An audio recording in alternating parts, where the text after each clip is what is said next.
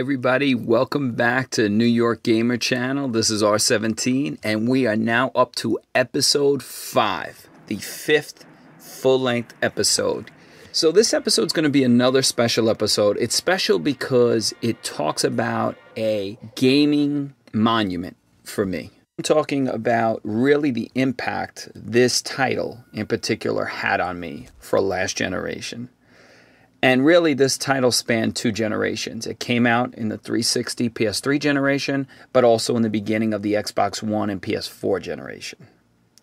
This title, while not on many people's radars, has developed a cult following since it released over 7 years ago. It's developed this cult following for a reason. The environment, the visuals, the audio, the gameplay mechanics, all of them came together to create an amazing, phenomenal piece of art. And the title I'm speaking about is Alien Isolation.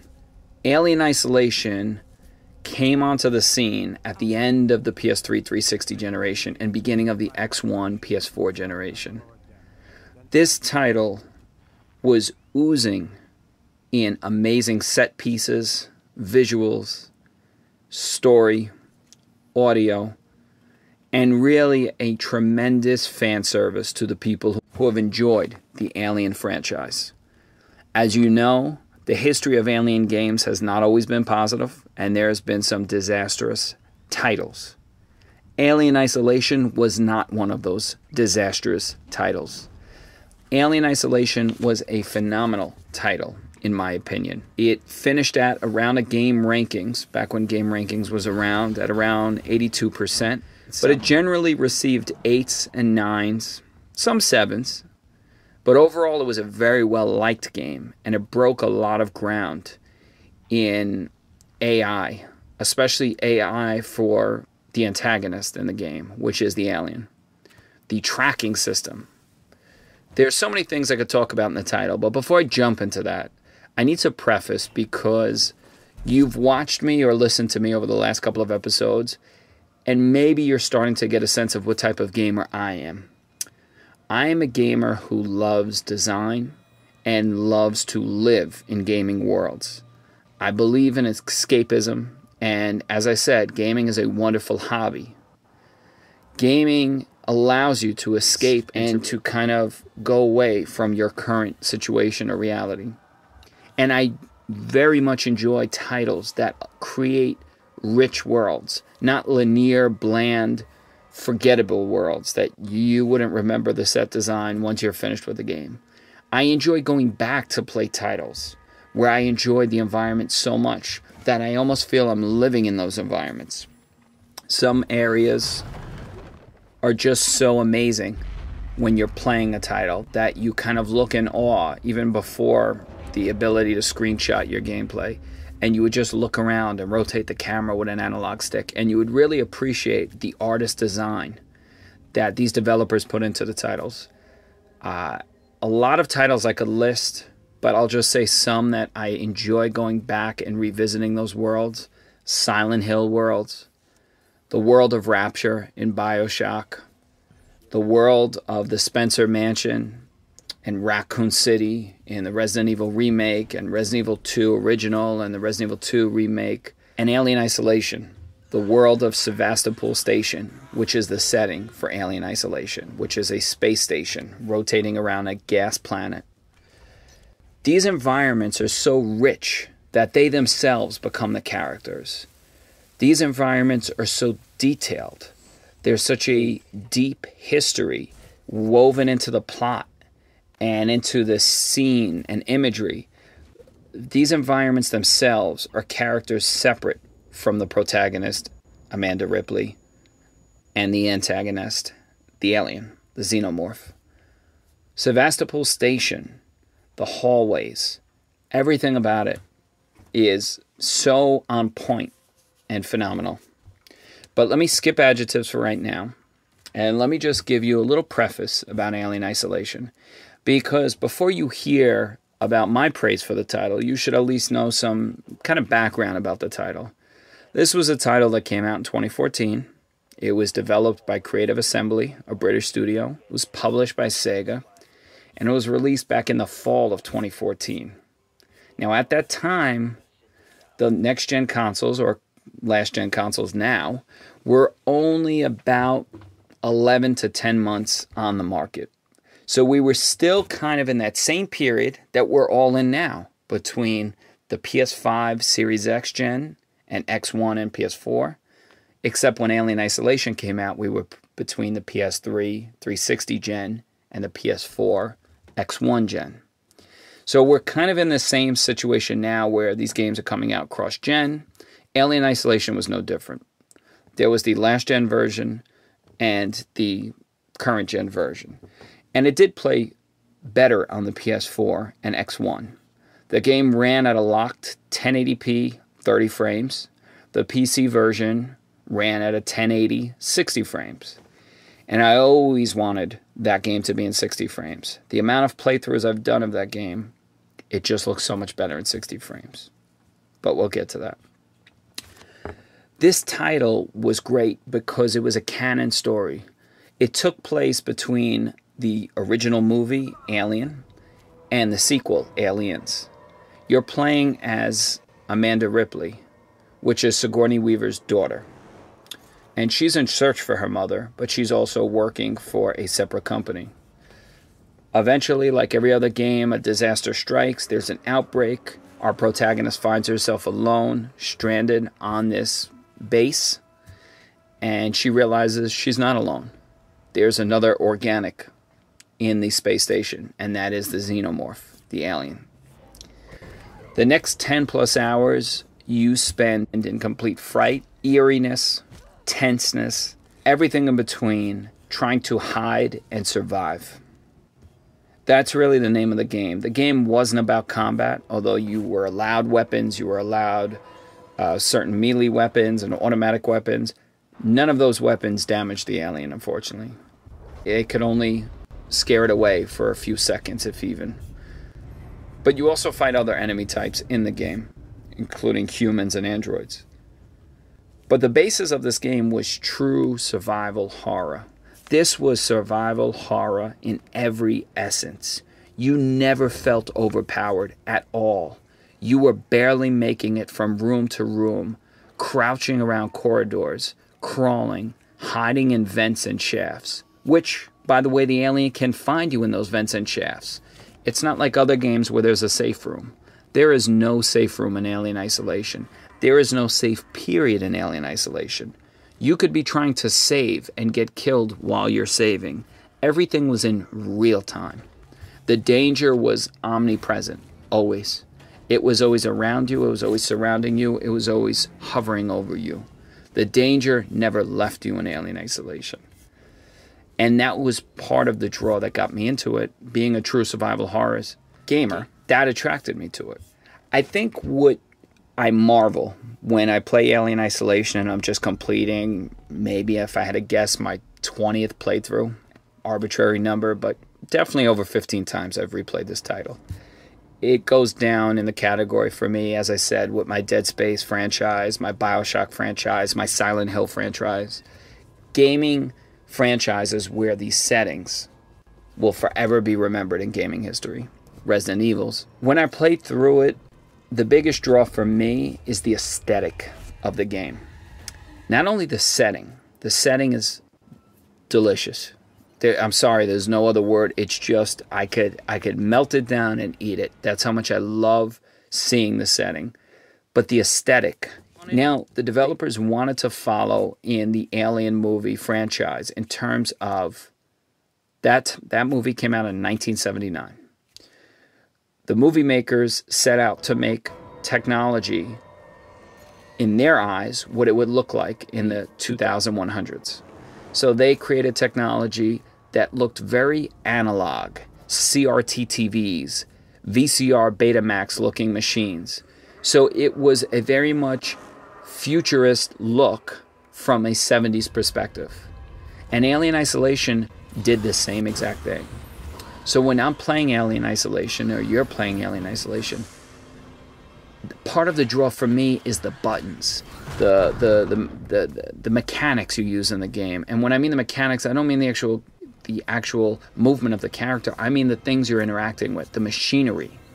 This game is all about pulling levers, pushing buttons, pumping cranks, using things, using processes to get you to the next area. You know, a big draw for me with Resident Evil was looking for special keys, a key with a crest, a key with this emblem, unlocking this puzzle, using this object. Alien Isolation magnifies that and takes it to the 10th degree. You're using special tuning devices that look like a giant VCR in your hand, and yet it's supposed to be futuristic. You're seeing these CRT monitors with this fuzz over the screen, just like a fat tube TV used to have. All the aesthetics, the developer was so careful with crafting when they designed these environments. So as you're playing the game, you're in theory supposed to be in the 2100s. But in reality, you feel like you're taking a step back in time, yet you're on a space station. It's everything Tesla is not. There's nothing modern and sleek in this game. It's amazingly clunky, and I keep saying CRT and VHS and Betamax and fuzzy and fat tube and wiry and button and levers and cranks. It's very industrial, and it's just amazing. And that's half the draw for me. So when you're interacting with different things in the game, whether it's pipes, cables, keyboards, the click of the keyboard, the sound of the plastic clattering as the protagonist is clicking on a keyboard, it's all these things that just draw me to this title. And when you couple that with some of the amazing visuals that this game broke in 2014, this was a fantastic, gorgeous looking title in 2014, especially on the PS4 and X1. This title was running in a locked 1080p, and when I tell you the visuals were stunning then, the movement of the alien, the antagonist, was frightening, but it was so the fluidity of it was so eerie and frightening. This was not a robotic, clunky kind of movement of an NPC. This was revolutionizing. The alien not only followed you, but moved in such a unpredictable Jurassic Park Velociraptor type way that anyone and anything would get murdered, slashed, or ate by this alien. It was beyond horrifying. And when you play it with the audio loud, the audio in the game is phenomenal. And you have to play with a decent soundbar or a decent audio on your TV, because the aesthetics, the visuals, and the audio combined make it such a amalgam of beautifulness for art in video games. And Alien Isolation is one such title that really touches me till today. And again, I will continue playing. And on my Series X, I just got a frame rate boost. So for the first time on console, Alien Isolation is now 60 frames. And I know it's pushing stronger than 1080p. And it's also HDR now, which is another wonderful feature. So I'm playing this title looking better now than it did in 2014, 2015, 2016, 2017, 2018, 2019, and so on. And I'm grateful for that, because it brings new life to the title. You know, when I speak about aesthetics, I really speak about the set pieces. Alien Isolation just gives you kind of a bleak vision of kind of humanity's future, in a sense. And it was kind of in line with Ridley Scott's film. The visuals were in part amazing because of the set pieces. The set pieces were so intricate. The Sevastopol space station is a beautiful kind of tribute to Ridley Scott's film, because it fits so well into the Ridley Scott universe. The kind of dingy bulkheads, flickering lights in the hallway, pipes that are leaking or exploding, the fluorescent lighting of the 70s. Everything about it just screams a 70s future, if that makes sense. It's just kind of that monochrome screens of the TVs and the audio of just the screeches and the bops and the little sounds, the way a document sounds scanning through a machine in there. Again, it's something that's really, the developer took such time and such care to make this such an intricately detailed world. It's just a feeling, and it's a mood, and it's a vibe when you're playing the title that it's extraordinary. Having said all that, I am doing this video because when you're watching the gameplay and you're seeing all this footage, I hope you're thinking, if you haven't already, I should check out this title. I should really check this out, because this wasn't a mainstream title. This has become a cult favorite, and it's a cult favorite for a reason, because despite scoring well, it didn't sell particularly well, but it scored well. So it was critically praised, but it probably didn't sell the numbers that Sega wanted it to sell, being that Sega was the publisher. Having said that, just in the last 5 months, there have been rumors that Sega is possibly making a sequel. I hope Creative Assembly, the developer, is the ones that are going to be creating it, and I'm assuming Sega will be publishing it. But this is a title that I never thought there would be a sequel to. So I am really hoping that we will see an Alien Isolation 2. Because to see upgraded visuals 7+ years after the first one, I could only imagine the increase in visuals for the environment, increase in AI for the antagonist, storyline, hopefully it's canon again, and they really take the time to improve on all the amazing things that I've lauded it for, that I have praised for it previously in the second one. You know, when you're looking at this footage and you're seeing me rotating the camera around or walking through these hallways, opening doors, shooting a flamethrower at the alien, you're only seeing a fraction, and you're not even getting to experience what it's like when you actually play for yourself and you're alone in your room, wherever you're at, and the audio's on loud, and hopefully it's dark. You will get to experience that same fright and excitement that I've gotten to experience, and that tons of us have gotten to experience who have come to love this game, who write on boards about this game online, who play this game continuously, who post about this game, who write to Creative Assembly and Sega begging them on Twitter, please make a sequel. This title is a title that goes down as one of my best gaming memories and moments for the X1 PS4 generation. Hands down. Hands down, because it was unique, it was different. And when I say different, yes, it was different. It was a first-person adventure, just like BioShock was a first-person adventure.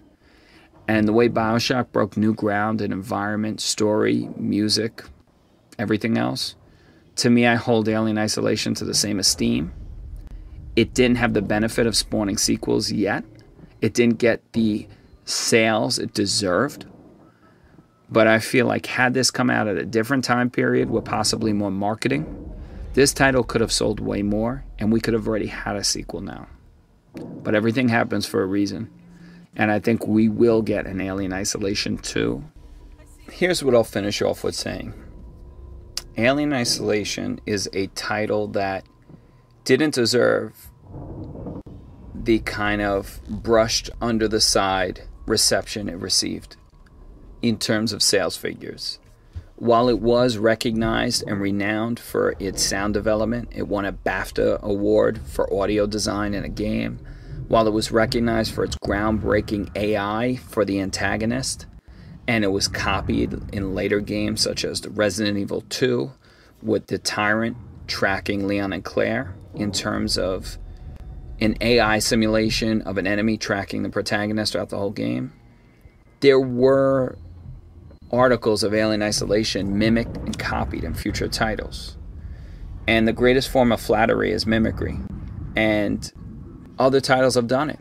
They've copied Alien Isolation. Whether it was antagonist AI, they've tried to, audio design, set design. Future dystopia looking, grungy, dingy, dark environments. You see a lot of games doing it. But Creative Assembly nailed it. And that is why I feel that Alien Isolation 2 is a must. But more importantly, Alien Isolation needs to be respected. It needs to be played by gamers. And it especially needs to be played by people who call themselves survival horror gamers. If you do not play and complete this, you are not a survival horror gamer. I'm not saying you have to play it on the hardest difficulty. I'm just saying you have to play it.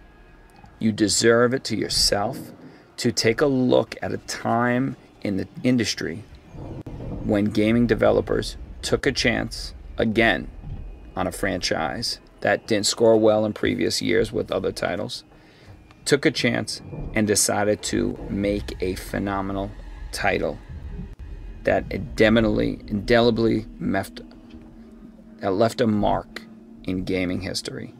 That's it, folks, for this episode. I hope you enjoyed it. These special one-off topics where it really kind of narrows in and focuses on a specific title rather than talking about a current topic or trend. In the next episode, we'll kind of switch back to maybe a topic, trend, or maybe even a special guest appearance. We'll see. But as always, comment, like, subscribe below when you see it. Let me know what you think. Comment, message, subscribe. Until next time, this is R17. Enjoy the gaming and peace.